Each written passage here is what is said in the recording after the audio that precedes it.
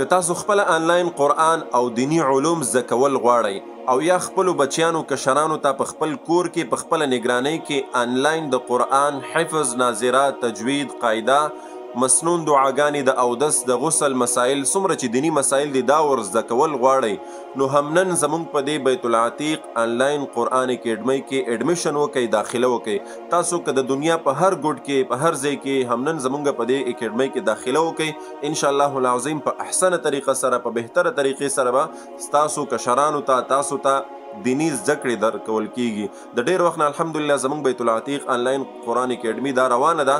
د تیر کال په شان دې کال هم الحمدلله ډېرو ملګرو پکې داخلې وکړې او ډېرو خلکو ته الحمدلله د دې نه فایده رسیږي.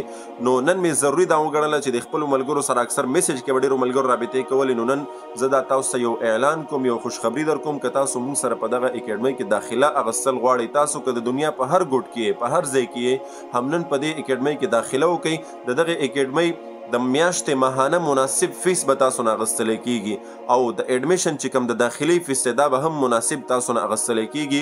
په دې کې د داخلي ترتیب به انشاءالله موږ تاسو سره شریک کوو. سکرین باندې چې کوم نمبر تاسو ته ښکاري په دې باندې به موږ سره په واتس اپ باندې رابطه ساتئ او انشاءالله د هغې نه پس به موږ تاسو ته بیا 3 ورځې فری ټرایل درکو.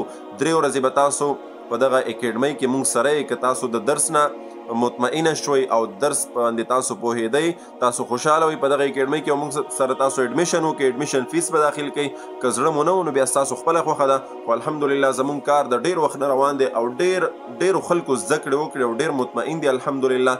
نو لہذا اکثر چې څومره بهر ملکونو کې دي زموږ پښتانه دي، افغانان دي، پښتانه دي، د دنیا که د هر ملک نه دي الحمدلله هغې موږ سره زده کړې کوي او دا د هغې دپاره یو ډېره بهترینه موقع ده.